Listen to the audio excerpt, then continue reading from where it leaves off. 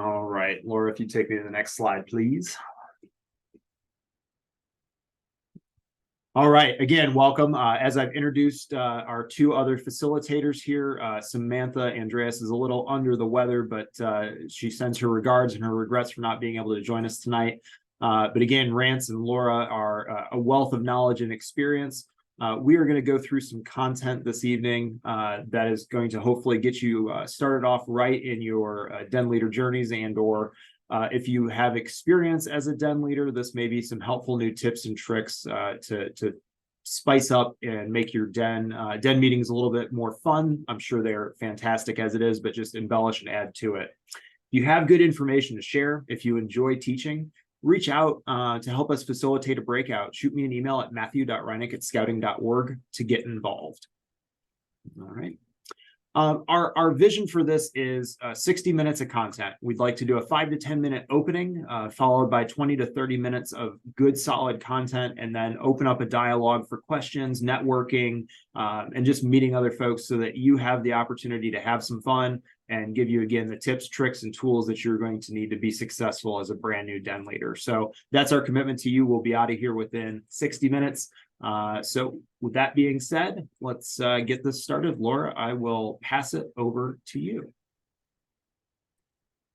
All right. Hi, my name is Laura Morgan. The first thing we're going to talk about is how to plan a den calendar. I know that this can sometimes be a little bit overwhelming.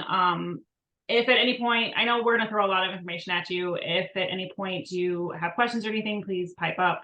But I'm going to talk about planning a den calendar.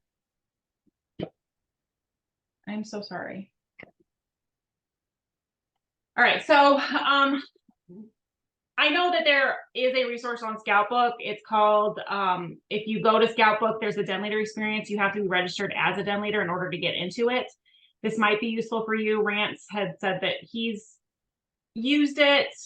I have a hard time getting into it because I'm not a registered, official registered den leader. So if you want to poke around with that, that might be something that you might be able to use as a resource. Rance, I don't know if you want to add anything to that, or I would say try it out yourself and see how you feel that it fits into what you want to do.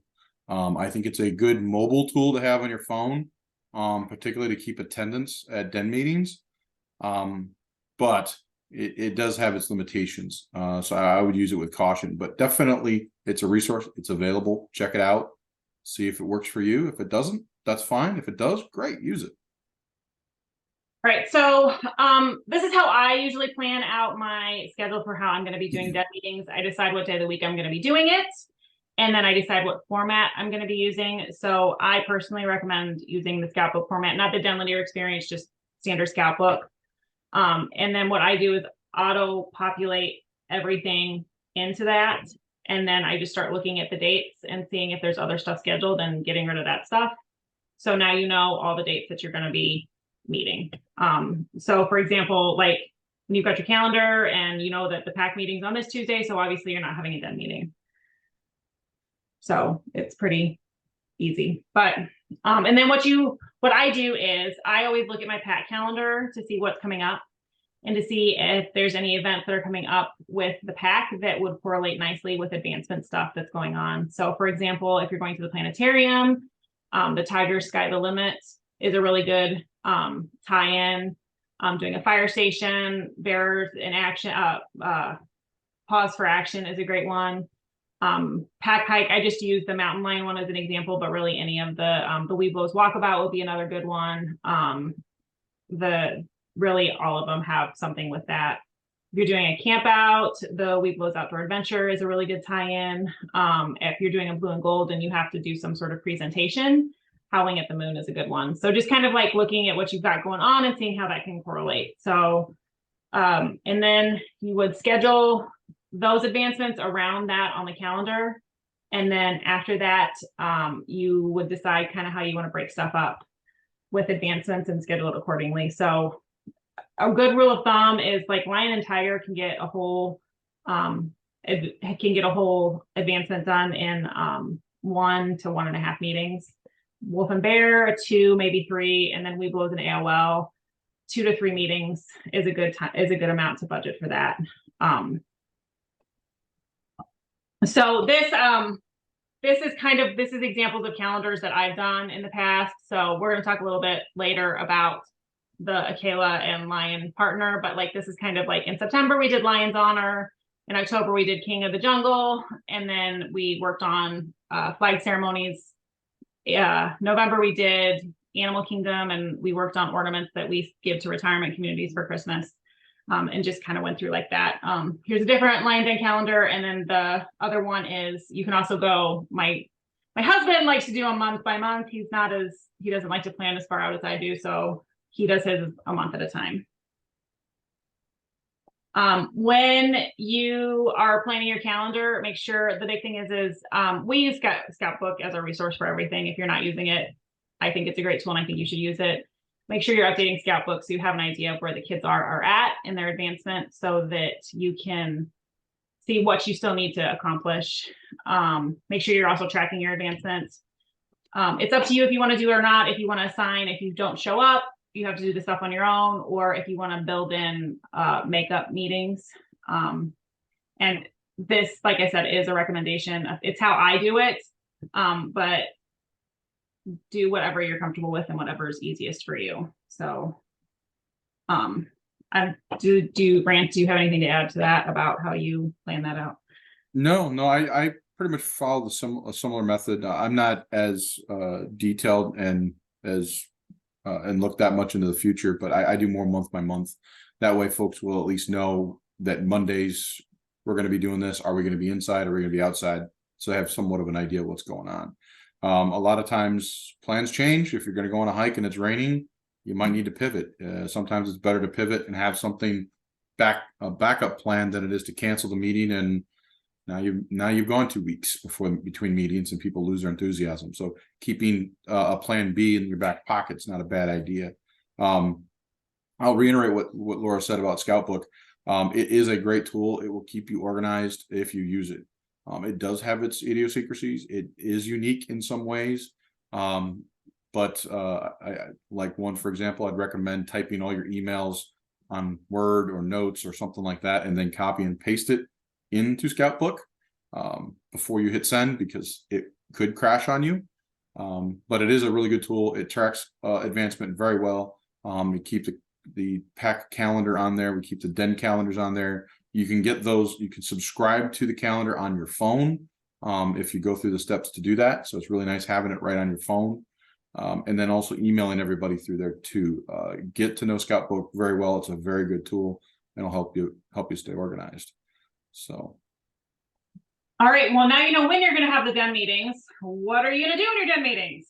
So the first thing you need to do is you need to come up with a plan. So look at the upcoming, like I already said, look at the upcoming pack activities, reference your calendar. If you can somehow tie in the pack activities to what you're doing, it makes your life easier, because then you don't have to go on a hike with your kids. It's already being done for you. I like to make a lesson plan. Some people don't. I like bullet points and paper and things like that. So make sure you have your materials.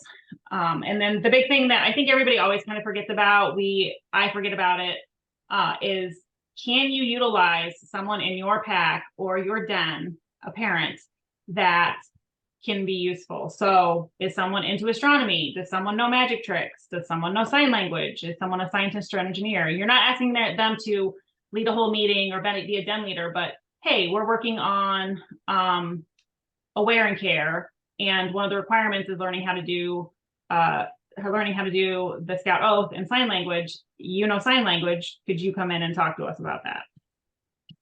Hey, Laura, real quick, if you're doing your job correctly as a den leader, and you have parents that are around the table, around the room, I mean, is it really your responsibility to just find those skills and just be a delegator and kind of a planner for, hey, parents, I need you to bring a snack this week. I need you to do X this week, and just coordinate. And does that take a lot of the responsibility and the effort off of you as an individual? I can say that's how I do it with Lions, because it's kind of structured a little bit like that. I can't Lions and Tigers. I think there's more collaboration with the parents. When they get a little older, I'm less familiar with what goes on with that. So Sure. Best practice is, yes, you want parents helping, so. I've typically sent out when I've had a schedule that's gone out a couple of months, I've sent out an invite asking folks to sign up for snack and what do they want to bring? What's something that their family does that they want to share that you can then incorporate into an adventure? Maybe it's something with pets, maybe it's someone likes bicycles. The bike hike is one thing that's one of the requirements. That's a lot of fun, stuff like that. So what I've had parents do is sign up for snacks, particularly on the calendar, and then I find that they stick to it pretty well. But then in with that is, okay, if you're bringing a snack, do you have something else to show, something else to contribute? And you'll find what is interesting is how many people have different things that they do. They're more than willing to share, and it can really, really fill out your den meetings pretty quick. Quick pro tip here from one of our participants, Philip Wolf says, when you set up your meetings in Scoutbook, be sure to actively set up and turn on reminders. Otherwise, the events are not set out automatically. So make sure that you're checking that reminders. Here is kind of an example of lesson plan. Like there's a really quick one, like this is the order that you do it in, and then the other one's a little bit more detailed if you need like more in-depth what you're talking about.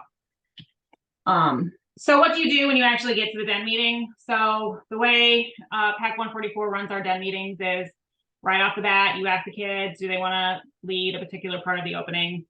And then we do the Pledge of Allegiance. The big thing here is try to remember a flag. So if you're desperate, remember there's one on your uniform. There's also one on the moon. Harbor Freight and Menards have them for cheap, and the local American Legions have them too, or you can use like Woodrands has that. And then go over the Scout Oath, Scout Law. It's recommended that you print both a large sign for the Scouts to read along, and they're both on the back of the handbook, which is what I usually use just to make sure I don't forget it, but print out a large sign for the kids. So, and a lot of times when I'm teaching the kids how the oath and law, particularly when they're younger, I might suggest that they flip their book over in front of them. Say they have it sitting there and it's the cover up. I said, well, why don't you flip that over?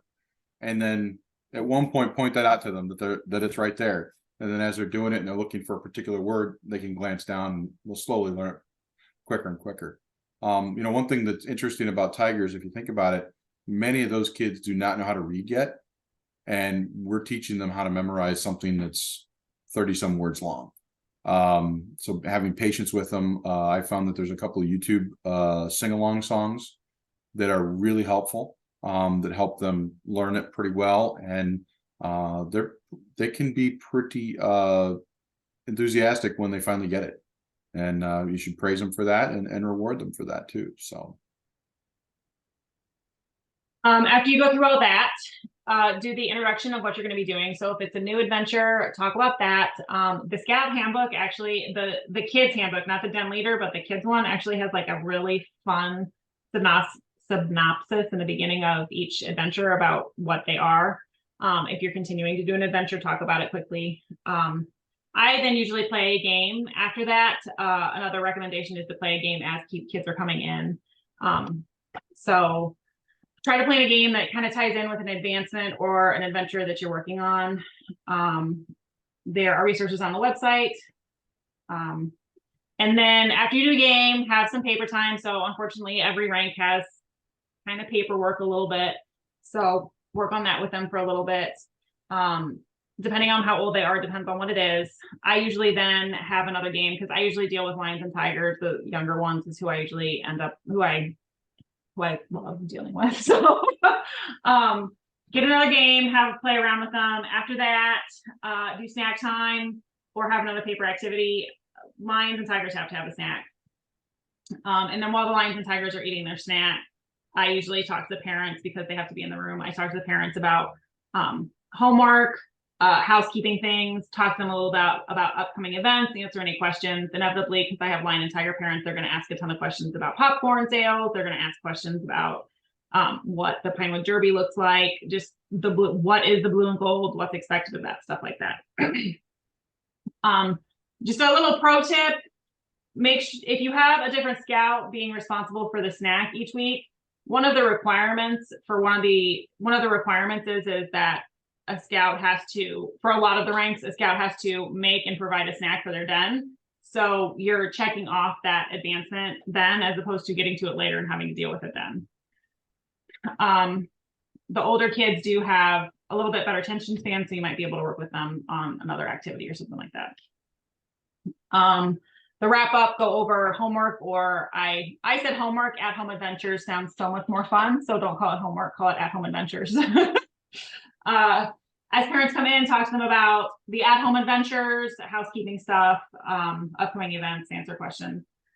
I recommend after the meeting, email the parents the homework with the attachments and what you went over. If you're missing scouts, I usually email them the homework, and then I email them the lesson plan the detailed lesson plan that I make, so I don't have to explain to them everything and throw on the attachments there of the stuff that I used, and let them know what the expectations are. Activities and outings and field trips, try to throw that stuff in because it makes it a little bit more fun and a little more interesting. There are a few little housekeeping things about tigers and lions specifically. Remember that lions and tigers have to have an adult partner with them at all activities.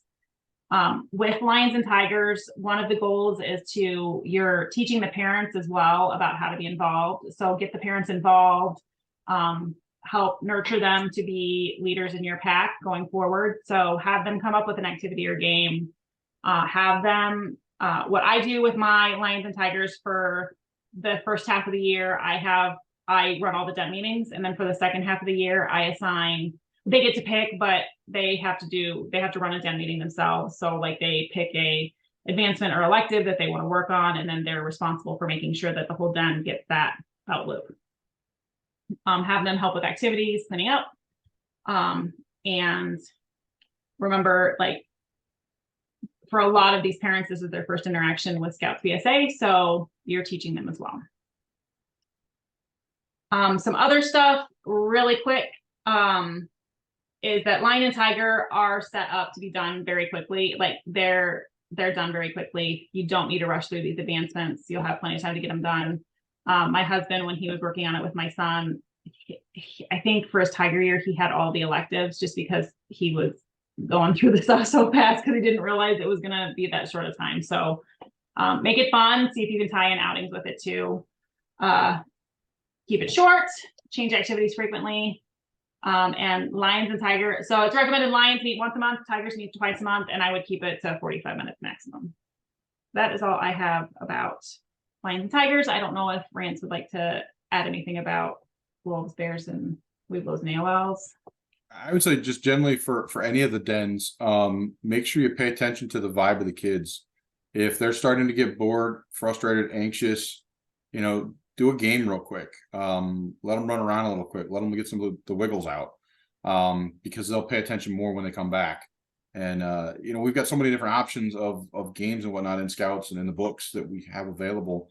It's easy to take a 5 or 10 minute little stretch, or hey, let's go for a walk outside, or a 1 foot hike, which I think is a tiger's requirement.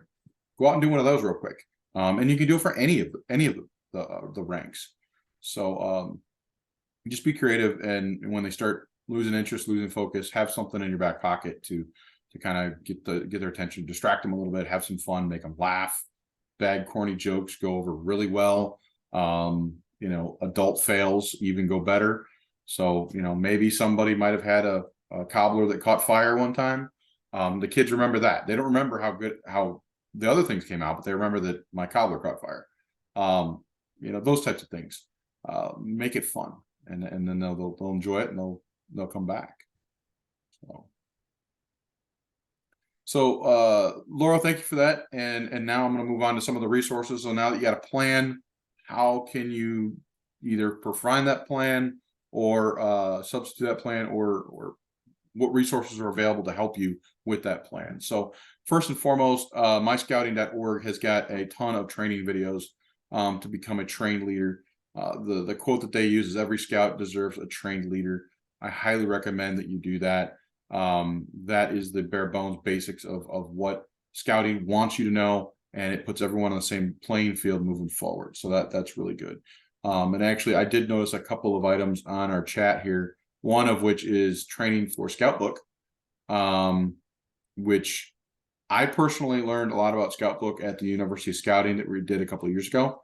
I don't know whether that's going to be included in the upcoming Trailhead Academy or whatnot, but it is something that if you can get with somebody locally, either in your den on how they do it, or we can probably put something together. I'm speaking from Matt here, either on a district or council level, some sort of training on that, because it is a very valuable tool, and there's some idiosyncrasies that I'd rather people not learn that lesson themselves.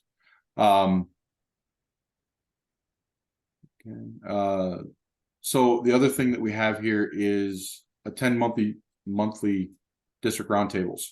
Every month, every district does a roundtable meeting once a month at various locations. It's a great opportunity for folks in Cub Scouts to meet leaders that are in Boy Scouts or Scouts BSA. They can share information from their experiences. They've been doing it a lot longer. Yeah, it's going to be, well, back in my day, we did it this way. That's great. But take the essence of that conversation and it might help you out. There's a lot of connections there for getting to the troop level, going to meet different troops. That's really important. Meeting other den leaders and finding out, hey, how did that rocket launch go? How do we do a rocket launch? What's the best way to do this and that? And every month we've got a different agenda. The Northwest District has one tomorrow night at the Jadell Center. So if you're in the Northwest District, please come out. We'll have some information for you about health forms and how to keep that organized. Just those little tips and tricks to keep everyone kind of productive, keep things organized, and just keep everyone together and make it easier for everyone. Attend Scout Council sponsored training events. We've got the Baloo training we do in the fall and spring. Trailhead Academy coming up at the end of October, and then also in the spring, and then these den leader rallies.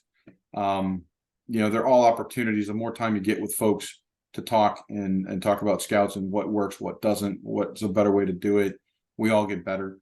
We're not the first group to be doing this, and we're not going to be the last. So let's share that knowledge and move it on. Talking to other leaders about Scouting. So when you're at the PAC committee meetings, ask the Weeblo leader, how did you do this when they were in Tigers? What do you recommend? What do you suggest? Could you come help me with this? We have to have 2 deep leadership, right? So at any point in time, ask another den leader to come and help with the den adventure or something like that. And then you'll have at least 2 leaders, if not more, that are trained. And they'll bring experience, and they'll bring tricks and tips to help you out. When you're at different events, such as the Halloween party, the upcoming Adventure Day, and you see another leader wearing a uniform that you know or you want to know, say hi and talk about Scouts. Hey Laura, how is your pack doing this year? What den are you helping out with? Just that type of stuff. You'd be amazed what comes up in a conversation can help you on later on. And then the internet has a huge variety of options. Scoutingmagazine.org is one that used to be, I think, Aaron on Scouting. It's now scoutingmagazine.org. Ton of information. Every month they send out information that's more than helpful. Scouter Mom, which is one that Matt explained to me, just introduced me to today. I've looked at that a few times. That's pretty interesting. There's a ton of other websites out there. Pinterest has a bunch of ideas. Facebook groups, Google, and YouTube's got a bunch of information out there too. So be resourceful. Someone has done this before.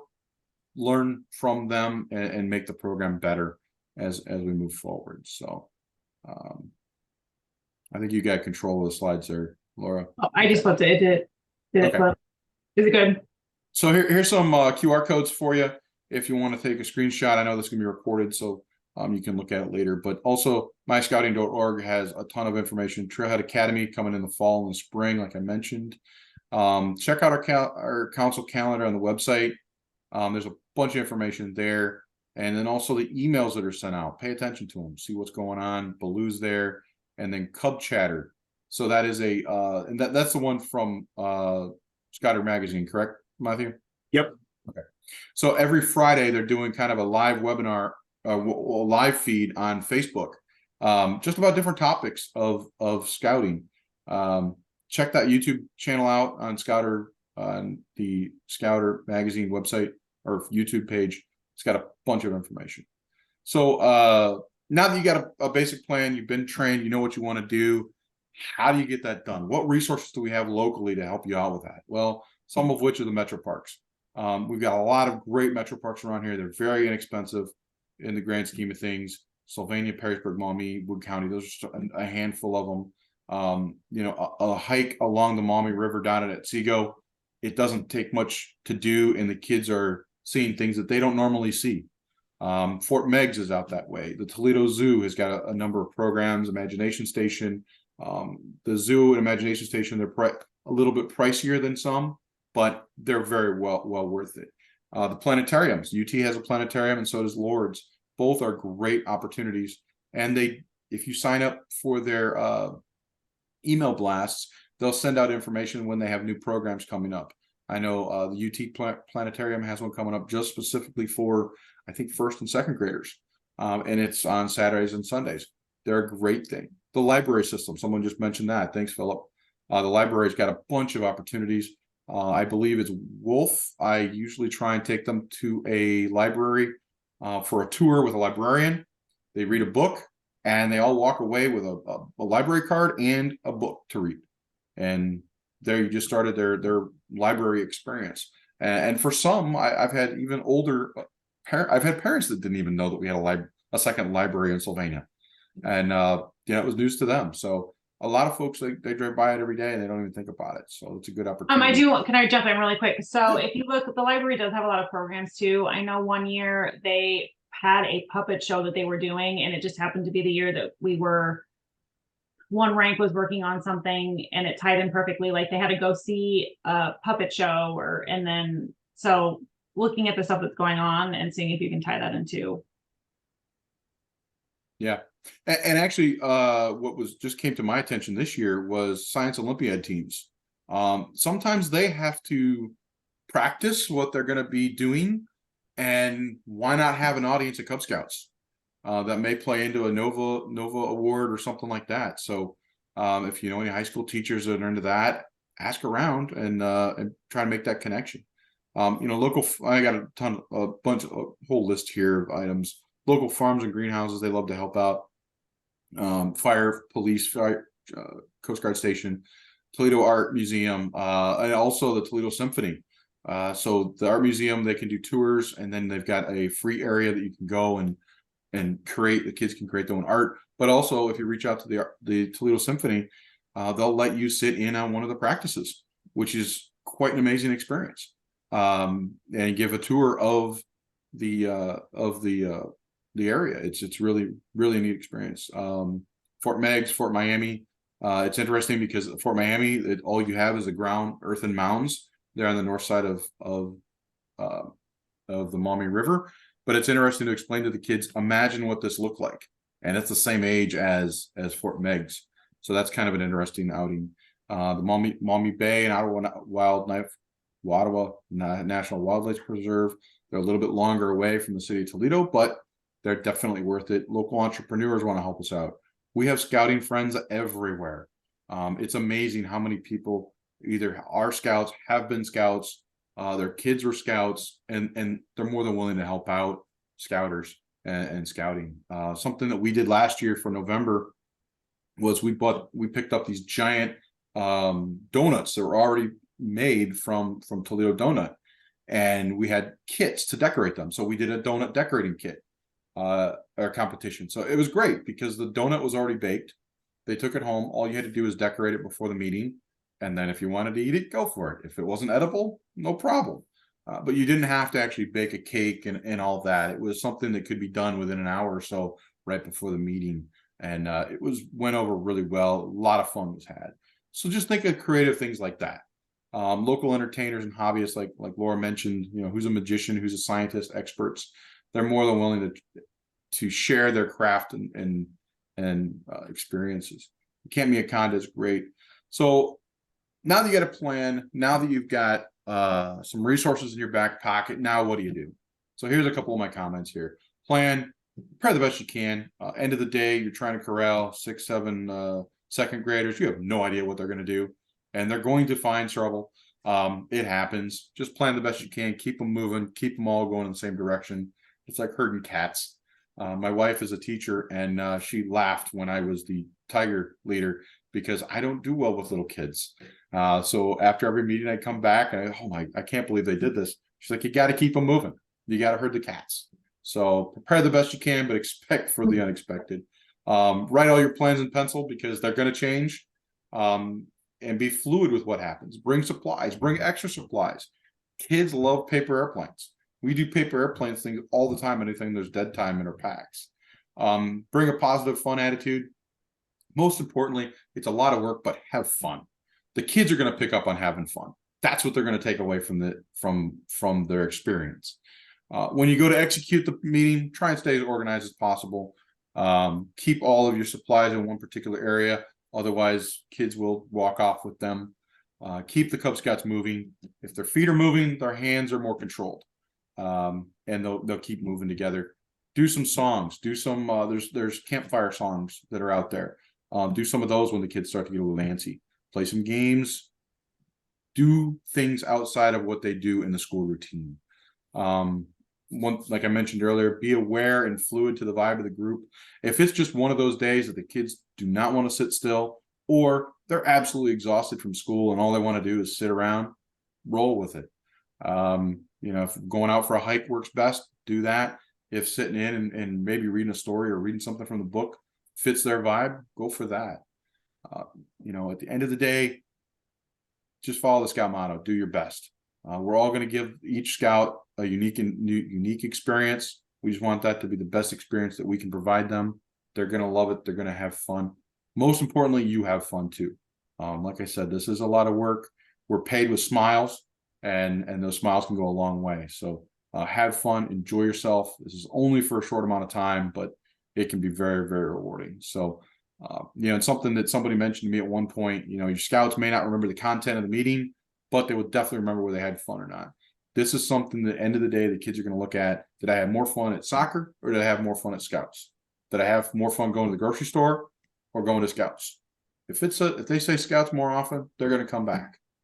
So that's the main goal, is to keep the kids having fun, keep them coming back, teach them something that they can use either now or in the future. And, as Baden Powell said, Scouting is a game with a purpose. So let's keep it that way. So, Laura and Rance, we got a question from PJ here. How can we learn more about available awards such as STEM and NOVA? I know requirements are listed in Scout Book, but they're only briefly mentioned in the handbooks. Is there a separate Cub Scout handbook for awards and ideas on working towards these requirements?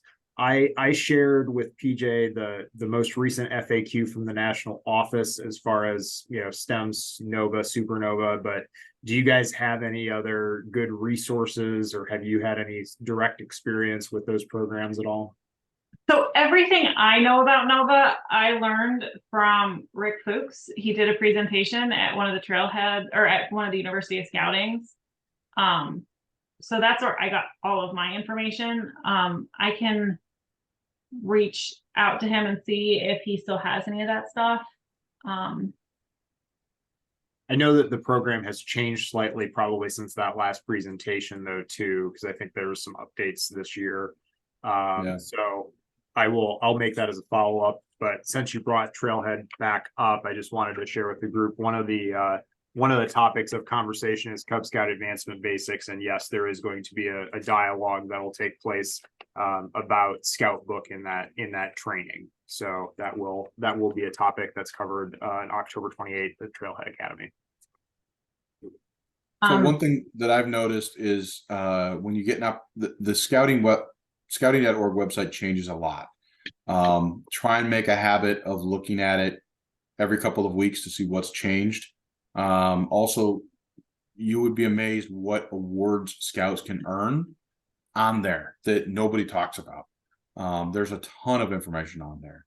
And then also our local council website too. There's a lot of updated information there on a regular basis.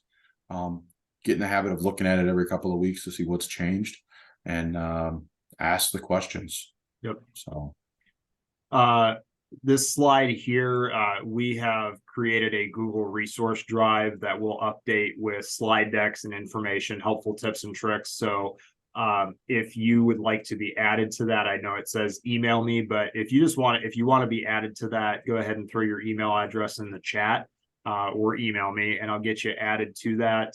As well as in the chat, there is a link up a little bit earlier in the conversation, and I'll send it out via email after the meeting as well, with links to the recording, as well as I'll post the slide deck on our website, so you'll have access to that as well.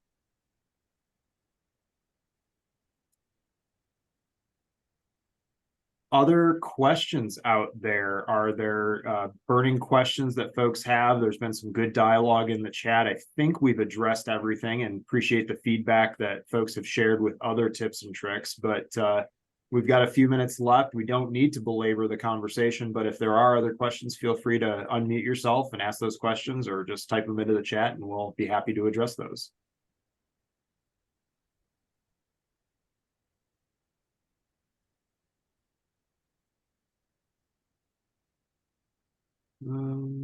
Okay. Yep, PJ will get you added for sure.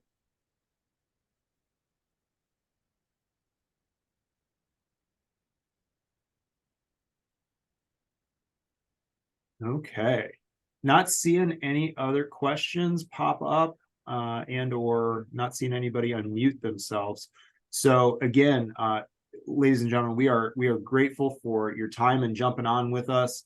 And we're going to continue to do these for the next few months through April. Appreciate the kudos, PJ.